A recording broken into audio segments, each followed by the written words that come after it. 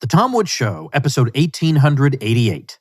Prepare to set fire to the index card of allowable opinion. Your daily dose of liberty education starts here. The Tom Woods Show. Hey everybody, Tom Woods here. I've got something really on fire for you today's episode, and I need to set that episode up for you a little bit, and I'll do that in just a minute, but I want to make sure that all you guys out there, a lot of whom are interested in crypto, are aware of what my friend John Bush is doing, because a lot of people make mistakes or, I lost $1 million worth of crypto because I didn't know what I was doing.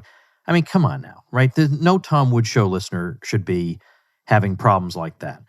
You want to get started with crypto. You want to learn how to purchase, securely hold, and one hopes multiply your crypto.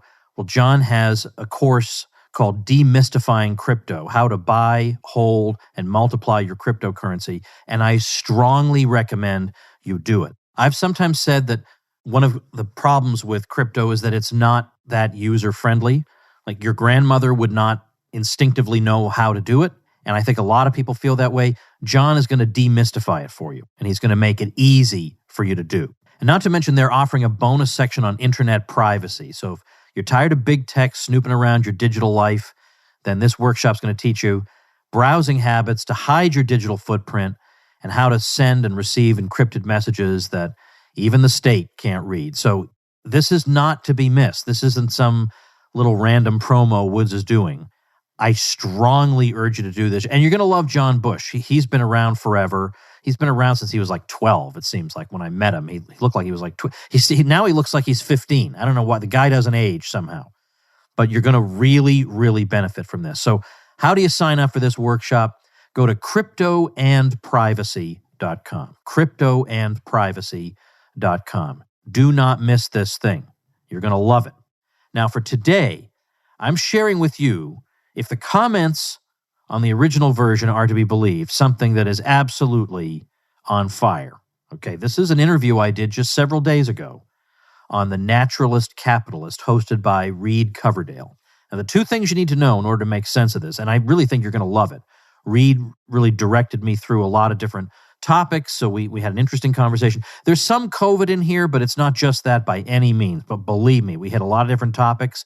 Names are named, let's put it that way. But there are two things you need to know.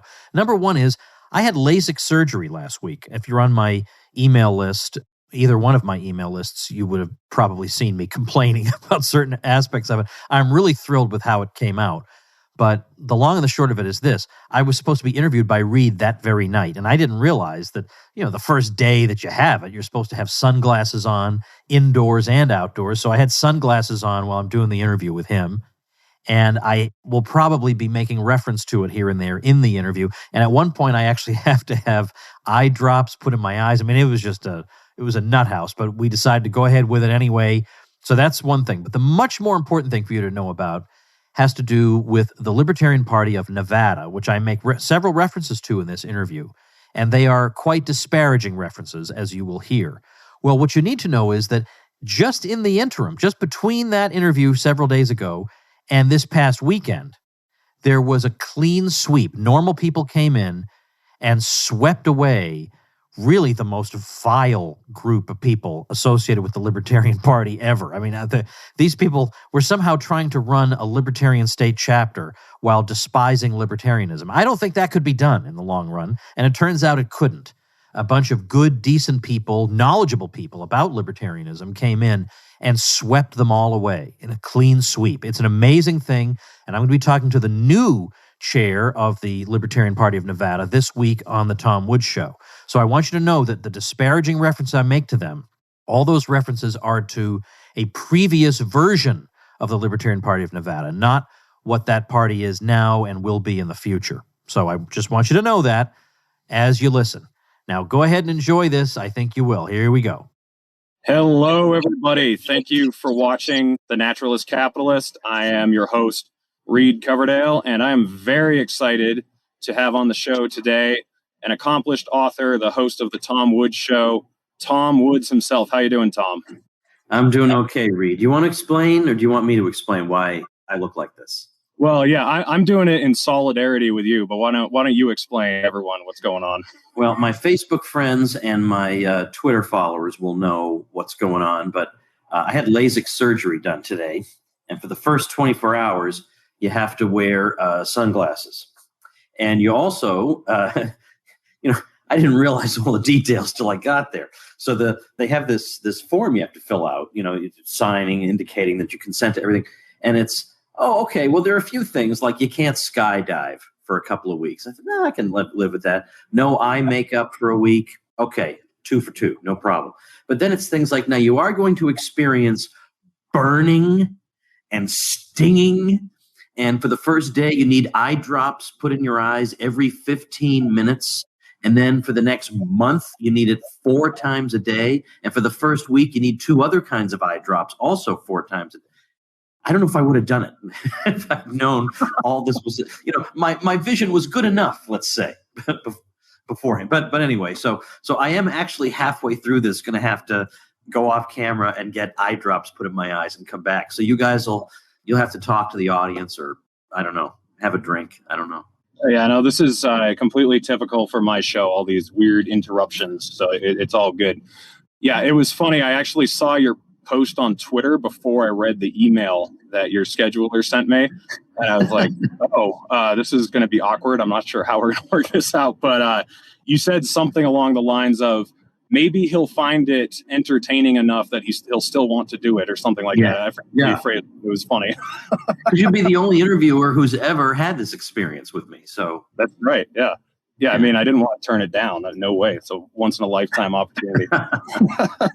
But yeah, man, I'm a pretty big fan of yours. I've only known about you probably for about 4 years. I was a big Rand Paul supporter back in 2016, and that's when I first found out about you, but I didn't really start listening to you until this past year. And it was a good time to start listening to you because I'd say you were the voice in opposition to the COVID hysteria, whether it was the mandates they were putting on us, the information they were putting out about how it was being transmitted. What was that like? I mean, you've got a lot of pushback from pretty much everybody, right? Well, I suppose so, but within the libertarian world, most people were fairly on board. I mean, just today, when I was signing my name on these LASIK documents, they're still doing these clean, sanitized pens and then use dirty pens. Like the virus is spreading from pens. It's been 13 months. Even the CDC says all this deep cleaning nonsense, you don't even need to do it. Even they say it now. I mean, normal people have been saying it for a while. And there's a professor at the Harvard School of Public Health who's been saying almost from the beginning, this is a completely misplaced use of resources. This is not how. So the craziness is still out there. I guess I got some pushback from, a sliver of the libertarian world, but most of those people have almost no following. Right. So I'm not really that worried. I mean, those are people who think we should be wearing masks outdoors. And because Dr. Fauci is the recognized expert, it must be crankish to oppose him. And you're embarrassing libertarians by opposing Dr. Fauci. I think you're embarrassing libertarians by supporting Dr. Fauci. and incidentally, I'm not a libertarian because I think automatically every so-called expert is always wrong and that every bit of conventional wisdom is always wrong. And that's not my position. Sometimes they're right. Every once in a while they are right. But on this, we had a way of checking. I mean, we could see they try this plan here and that plan there, and this works and that doesn't. Or if their outlook, if their strategy happened to be the correct one for coping with this, then people who didn't use that strategy, they shouldn't just be 10% worse. And they should have been obliterated. Not only were they not obliterated, they did just as well or better as places that, ruined everybody's life. So there's no debate about this anymore, it seems to me. You can graph different places by social mobility, like how much were people moving around and not staying home, staying safe. You can graph it by when mask mandates went into effect, and you can graph it by lockdown stringency, and the results are entirely random. And incidentally, sometimes when you talk about mask mandates, people will say, well, you can't really talk about that because people sometimes wear masks even without a mandate. And I agree with that. That's true. But I was in Charleston, South Carolina, for about 5 days. And by pure coincidence, it happened to be during the very time they were dropping their outdoor mask mandate. So I was there at a time when you had to wear it outdoors, and I was also there the very day you didn't have to wear them outdoors. And I'll tell you something, those masks went out the window like that. So don't tell me that that the mandate doesn't have any effect. In some places, it absolutely does. But yeah, I actually didn't get that. I didn't get that much pushback because, first of all, I've muted all the blue-pilled libertarians. I don't care what they think. I mean, half the people in the Libertarian Party were talking about things like civil asset forfeiture during 2020, and I'm against that. I'm probably more against it than they are. But how tone deaf can you be? That's what you want to talk about in 2020? That's the big issue. So I'm not even interested in their opinion. Yeah, I think something that was revealing about the last year is that you can't just oppose the state, right? I mean, if you kill the mandates of the state, but the public still goes along with the status quo and keeps pushing a narrative, it doesn't really matter. So you have to oppose the narrative as well. You can't just oppose what the state is doing. I think there's been a lot of confusion there. Right. And I mean, obviously the state is driving this. If it hadn't been for state-driven hysteria, it's hard to believe absolutely everybody would have bought into this. So, but at the same time, yeah, I mean, the reason we oppose the state is that we oppose the initiation of aggression. Right. And that's what the state does. But other people also initiate aggression, so we're against that too. Or other people spread ideas that are going to lead to the initiation of aggression. So I want to fight back against those ideas, which is what we're supposed to do in a free society. Right. Yeah. I mean, I can't tell you how many times whenever I've opposed a social push or a new social norm that people have said, I thought you were a libertarian. I thought you didn't care what other people think. And it's like, well, no, I don't want to force my ideas on other people. But if you have enough people brainwashed into thinking a certain thing that isn't true or that's harmful to the rest of society, that hurts people. I mean, so you have to oppose it. And I'm not going to use the state to oppose them, but I'm going to use my voice and my platform and the information I can put out there to oppose them. Yeah, this is one of the worst misconceptions. Even some libertarians have it. So one bad guy gets banned from Facebook and they say the market has spoken. So the market is one corporation handing down a decision. And since when, companies have complaint departments. That's also part of the free market. Am I not allowed to use the complaint department because that's anti-free market? This is so juvenile and stupid. It's not worth wasting our time. I mean, it boggles my mind that anyone could think this. So I go to a restaurant and they try to serve me a well-done steak when I ordered medium. And I'm just supposed to say, well, I guess that's the free market. Who am I to complain? Right. This is idiotic. And these are the same people who would say to Woolworth, they didn't say to Woolworth, well, you have segregated lunch counters. I guess that's the market speaking. No, They protested that. They said, that's wrong. You shouldn't do that.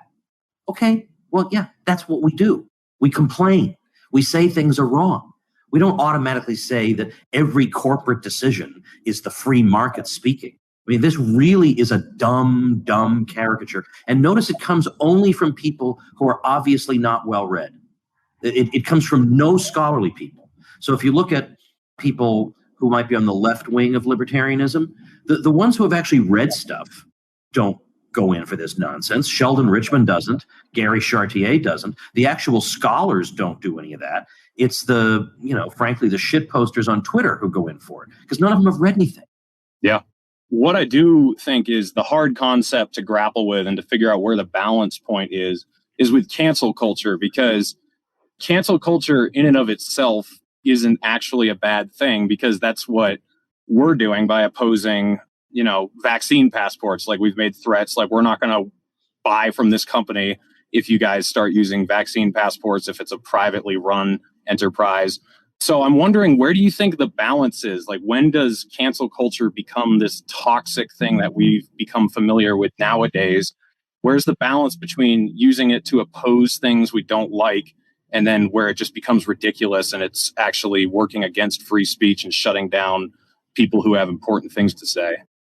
Well, I don't ever believe in doxing anybody for any reason. So that's the first thing. That people's privacy shouldn't be violated and their families shouldn't be made to feel insecure. So that kind of thing I don't even consider. I don't particularly want to try to ruin people's careers because they have the wrong opinion. I mean, I think there are a lot of people out there with terrible opinions, but I want to just, like a normal human being, just hash it out with them. I don't want to say to everybody, well, they work at such and such hot dog stand, and you should see if you can get their license revoked or something like that. That thought would never occur to me, nor would it occur to any civilized person, honestly. I mean, part of the reason that it occurs to these folks is that they've worked themselves into such an irrational hysteria that they claim to see Nazis everywhere.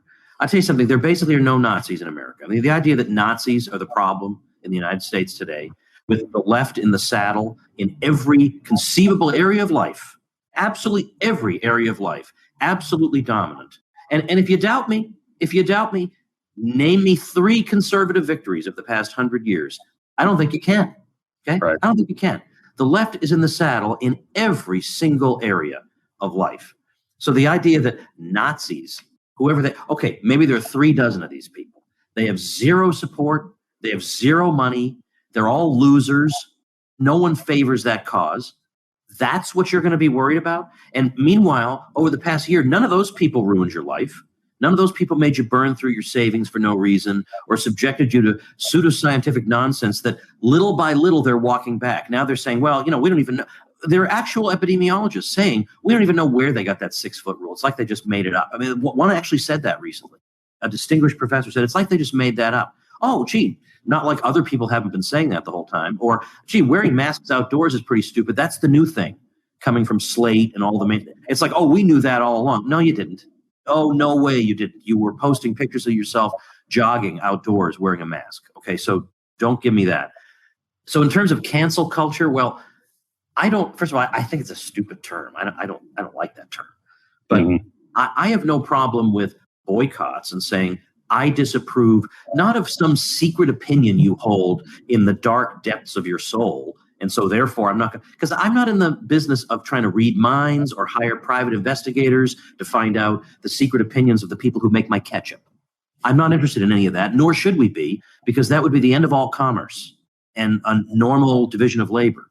But if as a company policy, they say you have to, wear a funny hat when you walk in the building, I could say, well, I'm not going to go to that store until they discontinue that policy. But I'm not going to say, I'm not going to go into your store until you reaffirm me in all my fashionable, trendy beliefs. That's just juvenile. You're reaffirmed in all your fashionable, trendy beliefs 24 hours a day in every channel of every corner of America. And you need your shoe store to tell you Black Lives Matter? You really need your shoe store to tell you that? And then you need the Pancake House to tell you they believe in transgender rights? I mean, are you that fragile that you can't just live like a person? That's the difference. Yeah, no, I agree with you. I think that it's hilarious that they've been able to throw off the scent of the issue by bringing up things like Nazism, to your point. Like, I mean, it's a non-existent threat, but they can paralyze the country with fear over anti-Semitism and white nationalism, which is so far from being an issue, while they lock us down, destroy millions of jobs, and cause suicides and depression to go through the roof. It's really amazing. No, I agree. Can I just jump in? Because there's something I forgot to say. I'm half Armenian, and my deceased Armenian grandmother was a single issue voter. Now, a lot of times you hear single issue voter, it's abortion. That's the single issue. For my grandmother, it was the Armenians. And it was, where do you stand on recognizing the Armenian genocide during World War I at the hands of the Ottoman Turks? And my grandmother was a lifelong Democrat, but she loved Bob Dole. I thought, of all Republicans, Grandma, why do you love Bob Dole? And the answer is that Bob Dole was pro-Armenian because apparently it was an Armenian physician who operated on him who allowed him at least to keep his arm so he wouldn't have to be amputated. And from that moment, he became interested in Armenian issues, and he fought to have the Armenian genocide recognized. Now, that's a very important issue to me, too, because Armenians should not be second-class citizens. What happened to the Armenians was obviously deliberately planned, and it was terrible. But everywhere I go, again, I don't ask, where does my mustard company stand on the Armenian genocide? Even though that is of profound importance to me, the problem is thinking that every aspect of life should be political. Everything. You can't leave politics out of anything. That's a sick way to live. And that's ultimately my point. It's not like I don't have things that I deeply care about. I do. But I also just want to live like a human being and not have to interrogate every single person who serves me in the division of labor. Right. Yeah. The other thing that's kind of funny about that is, I feel like this is all obviously pushed by the public schools, and you talk a lot about how conservatives have not conserved anything. You were just mentioning it there a little while ago. That has been like the number one conservative issue, is getting kids back into public schools. What's your take on that? I mean, I know it has to do with employment and parents going to work. I know that's part of it, but it is kind of ironic that while the country's being destroyed by a bunch of idiots who were brought up in these schools, the conservatives who want to conserve everything are hell-bent on getting the kids back into those schools. Yeah. I mean, I'm of two minds on this, because the arguments being used to keep them out of school are so dumb that even I find myself saying these are dumb. If those are your arguments, then the kids should be back in school. They had already done the key study on this by April of 2020 in Iceland that found that the schools are not a source of spread. Children themselves are basically not a source of spread. There's actually an interesting suggestive, not absolutely definitive, but suggestive study out of Scotland among healthcare workers there, that they found that if you have a child in your home, that healthcare workers with a child in the home were less likely to get sick from COVID, and that effect multiplied with the number of children in the household. So it's like, in some ways, children are a barrier for you. And it's very, very suggestive and interesting. But so then when we saw what the teachers' unions were up to, yeah, it's very, very hard to resist saying the teachers' unions just want the teachers to stay home and collect checks, and it's so hard not to say, no, get back to school, But at the same time, yeah, of course, it's been obviously a boon for homeschooling. And there are a lot of parents, not a majority, there are a lot of parents who will not be sending their kids back. They're out, and they're going to stay out. And that, to me, that was very interesting to me, because the public schools are the state religion. Those are the state churches right there. And I thought, they're going to have to decide one way or the other here, because those are the factories that generate the conformity in the public that they need. And they need those kids in there. They need that more than they need the panic over the virus. Mm-hmm. And yet, those two things were fighting against each other. And it's interesting that the panic generally won out over the need for the ideological indoctrination. Now, in the meantime, I mean, I don't know. I don't know what the surveys say. I don't know what the numbers are. But I can say from my own personal experience that, of course, as everybody at this point probably knows at this point, I promote the Ron Paul Homeschool Program because I helped to create some of the courses for it. RonPaulHomeschool.com is the website. And I was curious to see, would there be more signups this year than in previous years? And what I can say from my end, because I promote it as an affiliate, and so I get credit when people join through me, and they join through me because I give them bonuses nobody else gives them. But those numbers doubled this year. And I mean, 100% growth in a year, but most firms would be quite pleased with that kind of growth. I think so. I was homeschooled until high school, and then I went to public school. And I was also raised very religiously. And that was another thing that kind of disturbed me about how this pandemic played out. I thought that the houses of worship would really oppose the crackdowns on allowing people to gather. But I live in Utah, which is a very religious state. And one of the only voices speaking out against the atrocities that the state was imposing on houses of worship was an atheist who was running as a libertarian for my district. He was like the only guy standing up for them. Did that surprise you, how much the religious community just kind of took this and didn't really fight it?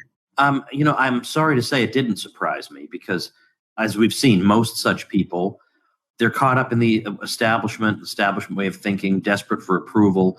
They don't want to be viewed as heretics, to use an interesting word.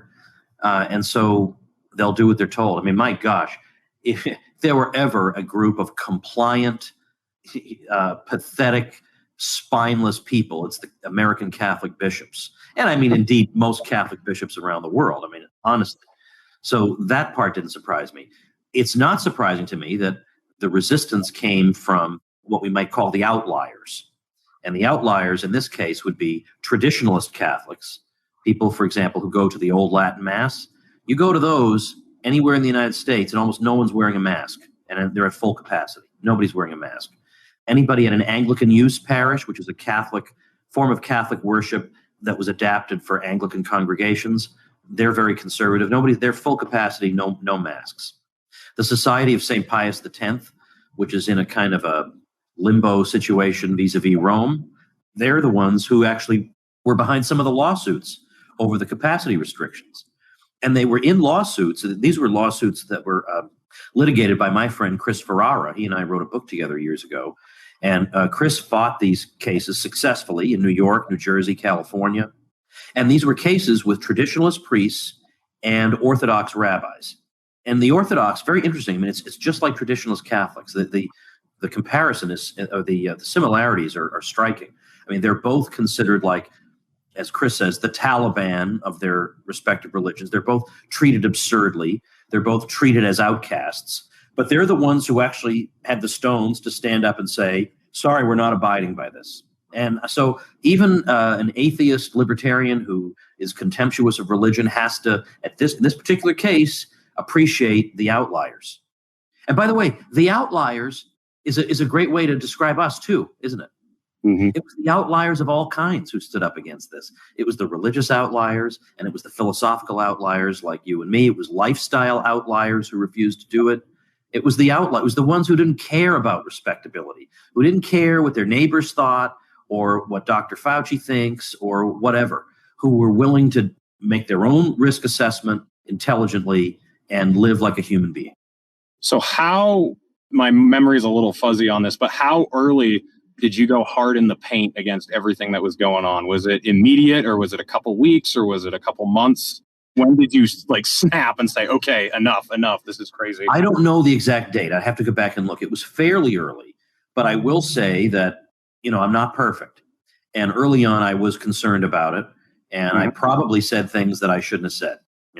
I'll admit that. I'm not gonna yank down episodes where I said things that were wrong or made predictions that didn't come true. I'm not that kind of guy.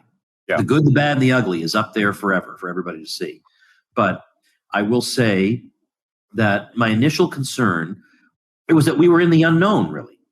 And, I do an awful lot of traveling, and I am in large crowds a lot. I see a lot of concerts, and I go to the theater a lot.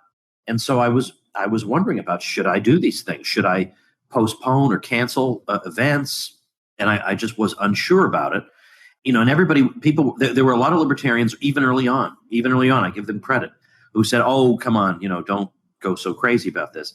And I was saying to them, well, I know people are talking about the boy who cried wolf. And there's always something we got to be scared of. But I reminded them, in that story, there is a wolf eventually.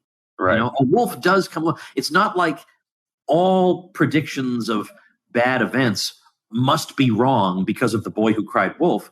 You forgot the ending of the story when the wolf shows up. So maybe this is the wolf. I mean, let's wait and see if this is the wolf.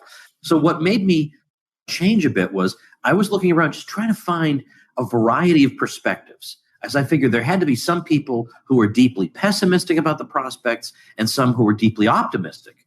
So I looked around, and I'd started looking at I think it was statnews.com, and I was told that they were pretty good. But my gosh, it was all doom and gloom from them. They couldn't see any way that this could ever turn out to be less than the millions upon millions upon millions upon millions of deaths scenario. And I just wondered, can it really be that there's no way we can look at this as this is going to be a very bad thing, but it's not the end of the world? It's going to be a very bad thing, but we have to balance all health concerns and not just monomaniacally focus on this one thing. And I could find so few people saying that. It just seems so weird to me. No one's thinking about the side effects of what happens when you just decide, oh, well, let's just shut society down like the communists did and see what happens. That just seems so sledgehammer. That can't be. Yeah. And then the tone of some of the reporting was so utterly unprofessional. The way the reporting was happening in April of 2020 about Japan, it was Japan is going to get killed by this virus because they're not following the rules. And the rules are the ones that Western public health specialists have gleaned from the Chinese communists. And those rules are, be barred to, inside your house and all this and that. And Japan really wasn't doing that. I mean, they made some recommendations and this and that, but you could see Japan public transport, they were all squeezed in the whole time. I mean, it was very mild, and they were the headlines, and I've repeated them in my news, the headlines, it was almost like a glee they were taking. Like, Japan's going to get pummeled. Like, and the measures they're taking now are too little, too late. And now Japan has been so successful against it that they barely know what to say. Instead of, maybe this thing's a little more complicated than we thought. How did Japan get away with this so easily? Like they like to point to East Asian countries that really, really cracked down that did pretty well. But Japan didn't, and they also did pretty well. So this is what Jay Bhattacharya calls policy invariance, that in East Asia, no matter what you did, whether you cracked down a lot or you just did a little, you got a good result. So that should have made people curious. What is it about? Is there something peculiar to East Asia that could account for that? But very, very few of these questions were being asked. And that kind of attitude of, you wait and see when those hospitals are filled up. And I thought, you shouldn't be talking like that. You should treat this like a tragedy. You should say, if things go the way we fear they will, this could turn out very badly for Japan, and that would be very tragic. That was not the tone we got. And then afterward, it was excuse after excuse after excuse they were trying to come up with to explain it away. It could never be we were wrong. Never. Now, if our side makes a prediction that doesn't come true, we never hear the end of it. Right. You can't listen to us ever again. But they make hysterical predictions with glee, with almost a bizarre excitement and nothing. And it's like when Georgia opened up, it was like they wanted death in Georgia. It was almost like they wanted it so they could say, we told you so. I mean, you remember the headlines in the Washington Post about Georgia angling to become the #1 death destination in America, and the Atlantic said that they're running an experiment in human sacrifice. Georgia is completely average in its result. Average. So where are the apologies? No apologies. We just forgot all about that. Okay, I'll be right back. So now you got to somehow keep people's attention. All right, I'll be right back. I have to lie down and have this administered to me. All right.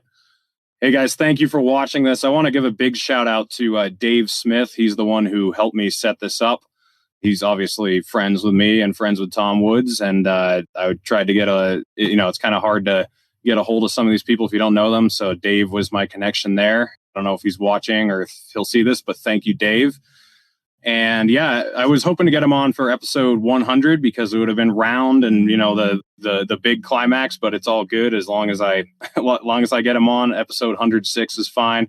And we're working with some complications here. I'm in a truck stop, so the internet's not that great. And then obviously he's got the LASIK surgery that he had today, but liberty is too important a cause. So we're still here and he's back.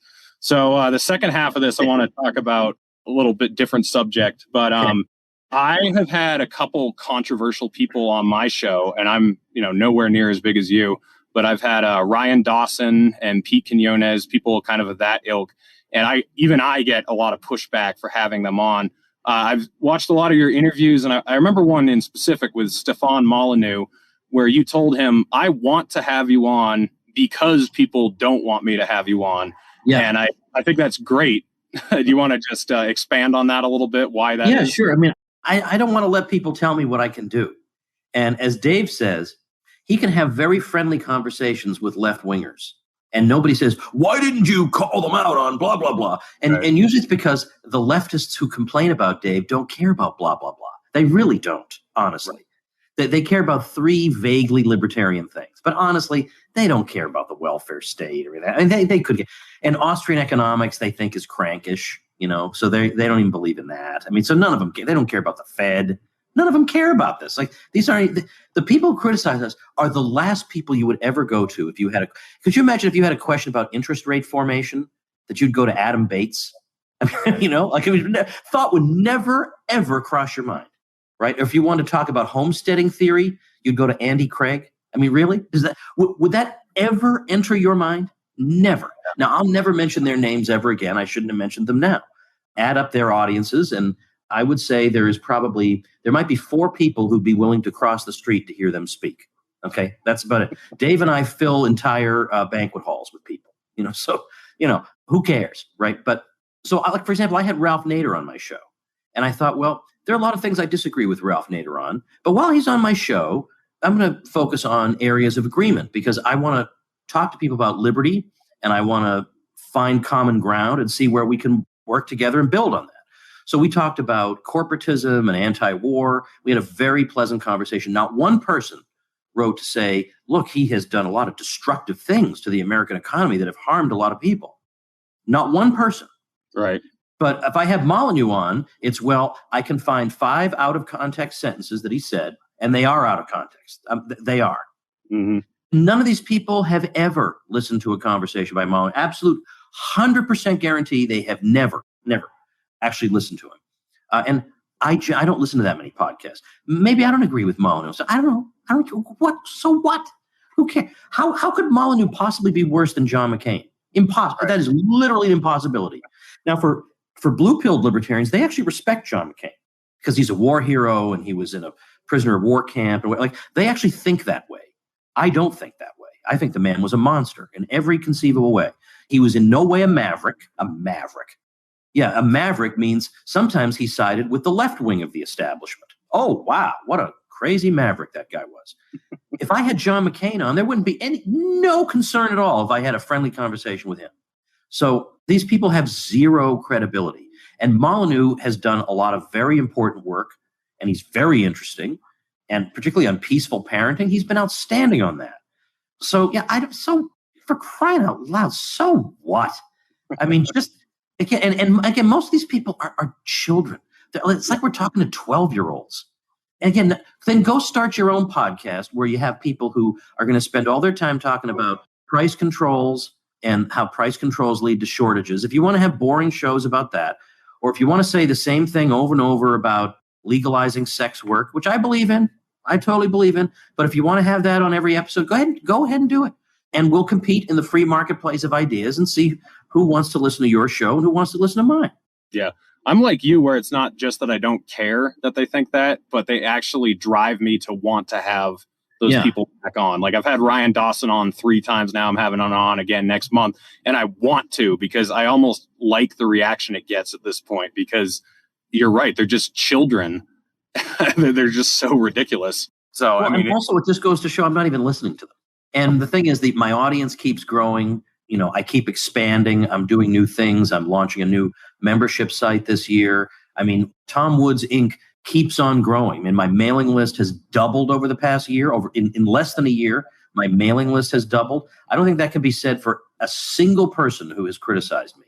And not to mention, I mean, I did win the Hayek Lifetime Achievement Award. And I don't believe they have a habit of giving those to fascists and Nazis. They've given it to Peter Thiel, to Arthur Laffer, who inspired the Reagan tax cuts, and they gave it to Deirdre McCloskey. So, you know, not really in the Nazi category. So it makes them crazy, honestly. The more success I have, the crazier it makes them. So that's one of the perks of success is evil people get driven crazy. Hooray! Good. Yeah. So I came off the Rand Paul campaign, and I found out about the Libertarian Party really in 2016. And I voted for Gary Johnson. And then I actually officially joined the party last year. And when I came into the party, I didn't realize that this split existed. You know, I knew that every libertarian thought he was the only real libertarian, or, you know, all that bullshit. I already knew that, but I didn't realize that people hated you, hated Ron Paul, hated Gary Johnson, hated. Yeah. I mean, it's just like, choose your guy and you hate him. It was just ridiculous, because I was thinking, you know, we're libertarians, and that's already such like a narrow philosophy compared to the rest of the country. But we find this bullshit to tear us apart. Yeah. Okay. Can I jump in here on this? Yes, absolutely. Yeah. All right.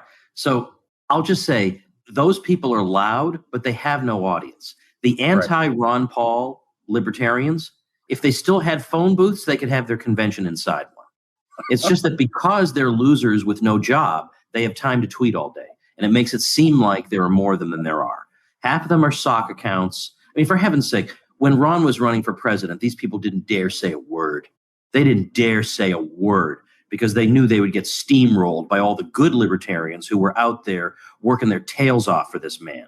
This man who, in his 70s, is flying all over the country. He can't sleep in hotels. He's a wreck, and he's doing this for us.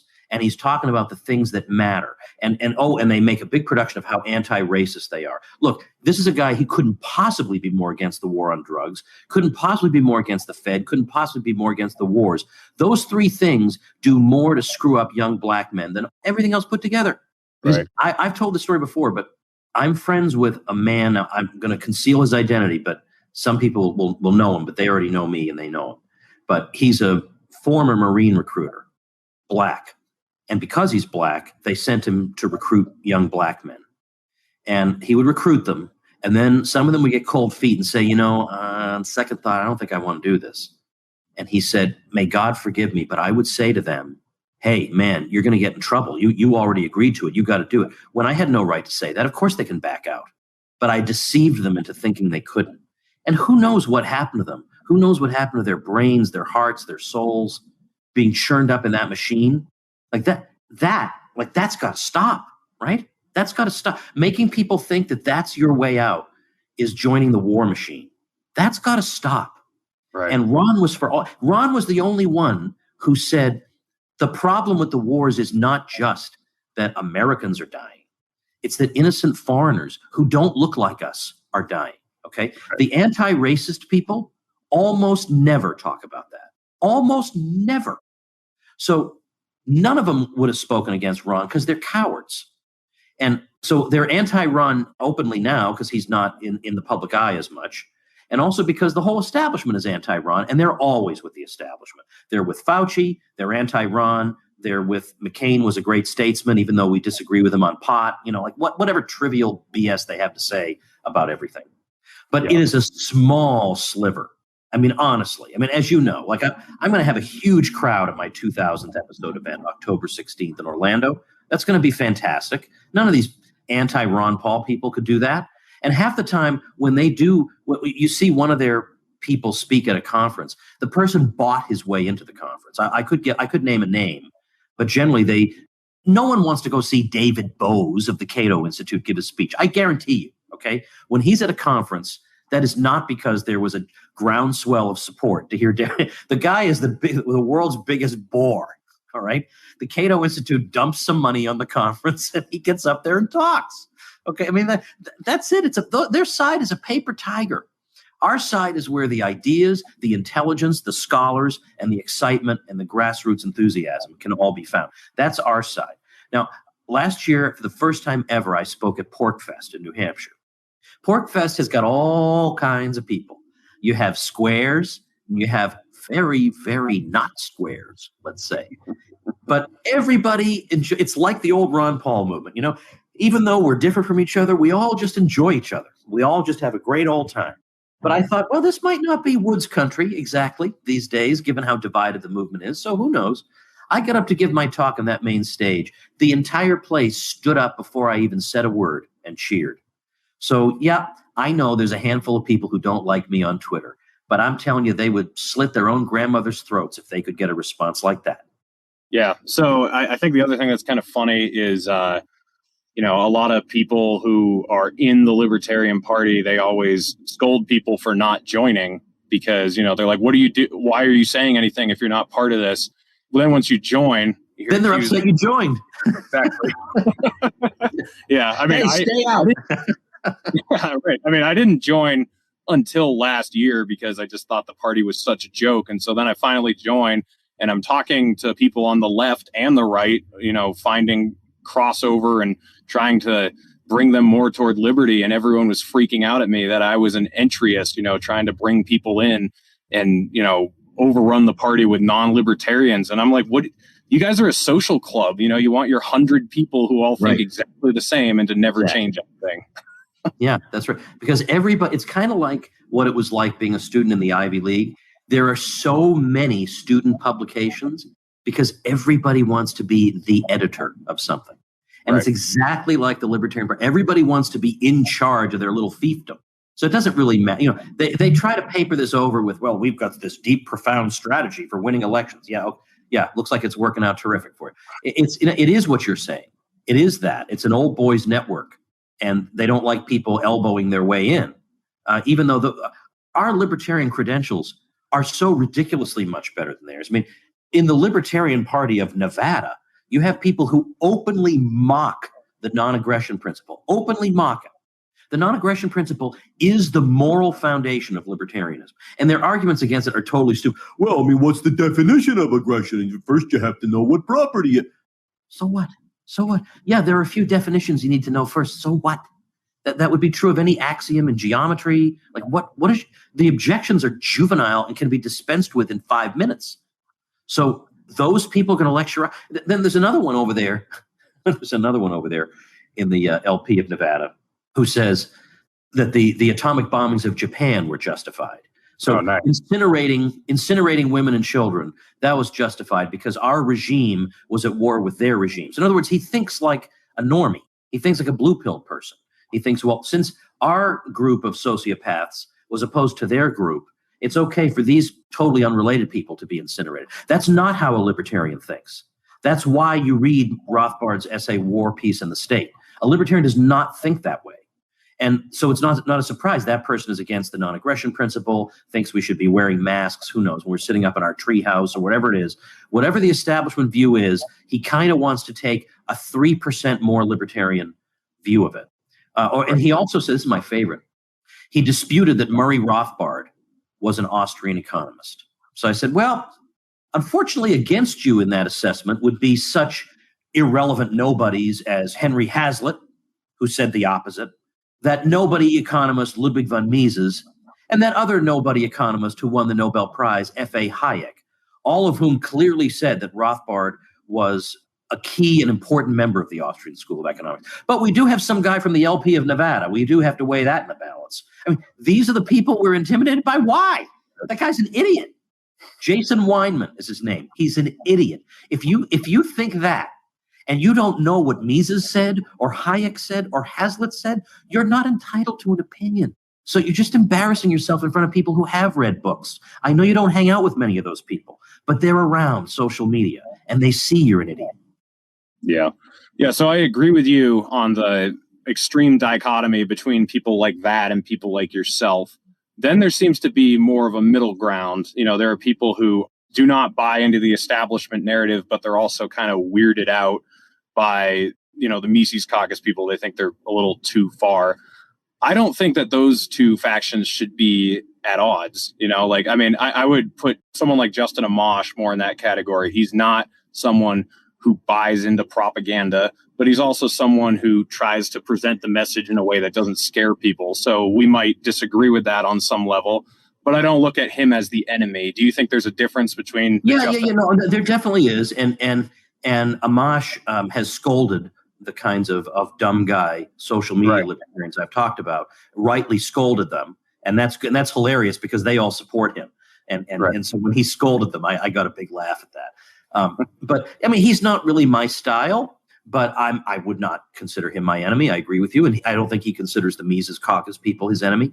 And also I disagree that the Mises Caucus are explaining the message in a way that, quote, scares people. And so, you know, Amash is the more moderate voice. The difference is, like, if you listen to Dave Smith, like on Joe Rogan, I think he's just speaking a lot of common sense that people just never hear. There aren't a lot of people who are enthusiastic about the war in Afghanistan. I mean, really, no, like, who is thinking about that today? Who's enthusiastically in favor of that? There are a lot of crazy policies out there that we can oppose without making anybody scared. We just state a lot of obvious moral truths that may challenge some people, but it's not like we're making bizarre demands of them. But whereas I think that Amash, in trying to make the message palatable to people, goes a little too far. Like when it looked like he might run for president last time, he went on MSNBC and gave an interview that just had nothing to do with libertarianism at all. It was, we need an honest alternative to the two parties who have betrayed us and done this and that. And we need a leader who's going to be honest and speak the truth to the. What does that mean? I mean, anyone could say that. Ralph Nader could say that. Anyone could say that. Mm-hmm. So how is that advancing? You're on MSNBC. You have a chance to reach a ton of people, and all you're going to give is that milquetoast answer. Now, I don't want, Woods hates Amash. I mean, come on. You're not 12 years old. Just because I disagree, that doesn't mean this word hate is so ridiculously overused. I am critical, yes, because you had this golden opportunity and you gave this flat answer with no philosophy in it. Nah, we can't do that. Yeah. Yeah. I mean, I have kind of realized that the radical messaging is almost more pragmatic sometimes, because people, you catch people's attention and they realize you're right. Like when Ron Paul said we should legalize heroin in South Carolina, I think that Fox News tried to make him look dumb, but the audience didn't think he looked dumb, and I think everyone who heard it was like, yeah, what he said kind of made sense. So I think we are sometimes afraid to just say what we think, and we actually push people away by being afraid of what we. Yeah, I agree. I agree, because in particular, the so-called pragmatist messaging doesn't attract anybody. Because why wouldn't I just vote for a Democrat or a Republican? Like, if your message all day long is going to be, we favored gay marriage even before the Democrats, the best that will get you is people saying, hey, good for you. You guys were really out in front on that. But the Democrats really are leading the charge right now, and they're the ones winning elections. So I'm going to vote for them. So what's the point of that? Honestly, I mean, other than to say we've been right for a long time, that I'm okay with. We've been right for a long time about gold or whatever else, if you want to make that point. But if you think you're going to win people over by stating commonplaces that they can also get in the other parties, you're just selling the other parties. Why would you do that? Mm-hmm. Yeah. So what do you see as the future of the Libertarian Party? What do you think its purpose should be? Do you think it should be to try to win elections, or to try to be a think tank or a messaging tool? You can win elections if the country has a substantial minority of libertarians, and it does not. Right. So the purpose of the party, it seems to me, is to get people to think in radically different ways, and then see what we can do with that. Because let's face it, most people are not libertarian. I mean, that's obvious from 2020. They were told to do preposterously destructive things, and they just went ahead and did it for month after month after month without a peep. So, yeah, we have a lot of work to do. But you might say, well, then what's the point of having a political party? And the answer is that most people get their political theory from elections. They don't get it from reading John Rawls or Robert Nozick. They get it from reading newspaper articles during election time. They get it from watching YouTube videos by politicians. And if we're not part of that, then we're not going to be heard. It's not like, well, if we don't have a party, then people can just read our political theory books. Well, but they won't. Okay? They won't. So all you're doing by saying I'm too pure for politics, what you're really saying is, okay, then the libertarian position basically will not be heard except by nerds who have time on their hands to look up videos. Right. So that's why I think there is some value in it. Do you think that some people think that we need to have too much of a monolithic message? I agree with the Mises Caucus a lot when they're upset about how the social media will put out messaging at a really horrible time and it's not connected to what's going on, or the newsletters or whatever. But I do think a lot of people feel like everybody needs to have the exact same message when different messaging reaches different people, So maybe we need to alter the way the centralized Libertarian Party is messaging giant issues at certain times. But there seems to be a push for everybody to be exactly the same. And I don't think that's right. What do you think about that? Well, I mean, it is supposed to be a federal system, the Libertarian Party, like the United States itself. It is supposed to be that way. And strictly speaking, the state parties can do as they like. And by the way, first of all, I would like to see much, much, much better social media work from the Libertarian Party. It's just boring and embarrassing. It's utterly boring. If you just want a sinecure and just have some hack position in the Libertarian Party, then keep this going. But if you actually want to make a difference, then the Libertarian Party's Twitter account needs to be like the Wendy's Twitter account, which is funny and shocking and keeps you on your toes. And it should be like that. Why should it be, we also oppose bigotry? Look, every reasonable person opposes bigotry. Come on. Every shoe company, every company that sells cutlery, they're also against bigotry. All right, we already know that. Okay, I think every reasonable person gives strangers the benefit of the doubt and assumes that you have no hostility towards strangers. I think we all owe each other that benefit of the doubt. But what a boring series of messages they've had, especially during 2020. It's utterly inexcusable. But I do think that there are ways of tailoring the message that don't betray the message. And Ron Paul is really a model of this. He used to go to evangelical conferences or events during the political campaigns, and he would speak to them without betraying any principle at all, but with arguments that they could understand. He would make biblical references. He would use historical references. He would give specific examples of state overreach into people's families. That reaches them. Now, he could also have gone in there and talked about a million other things that wouldn't have resonated with them at all. Why don't you meet people where they are? Now, isn't that interesting that that's what the pragmatists also say? They also say people are not radical libertarians. Let's meet them where they are. Okay, I can agree with that to an extent. Mm-hmm. Let's find them where they are. Let's find where our common ground is and pull them farther in the good directions that they have. Not just kind of pat them on the head and say, you're already doing a good job just as you are. You know, like you Republicans favor a 20% tax cut and we favor a 27% one. Like, why are we doing this? Right. I think there are people who can reach folks on the left much more effectively than I can. Although I'm telling you, in my inbox, I have a ton of people. I'm not even trying. And they say, I was on the left and I started listening to you and it really challenged me. And now I'm a full-blown libertarian. But because I come from a Republican, background, I know the arguments that work with those people.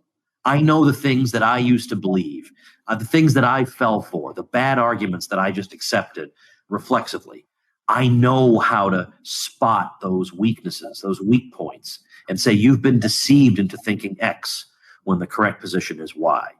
So let me work on that, and other people can work on other folks, and then we all meet together with all the people we brought in. We're all happy. Yeah, the last question I want to ask you, because we're coming up on an hour here, is do you think that the word pragmatic has basically come to mean moderate when pragmatism is actually a good strategy? Because pragmatism is figuring out what you should be focused on and what you should be stressing, where it's come to mean moderate instead. Like people think it means like, oh, let's not say that. Let's water this down a little bit so people can buy it, where pragmatism really would be not watering down your message, just saying, oh, this is a great place to talk about this. This is a great place to bring this issue in. I mean, because I think you should be pragmatic in the sense that if you're running a libertarian presidential campaign, you shouldn't be trying to make points about 150 issues. Right. You should pick 3 and really hammer those home. Now, if the press asks you about other issues, you're going to be different from other politicians and you'll answer those questions. But you're going to focus on 3 major things that get people's attention or that nobody else is talking about.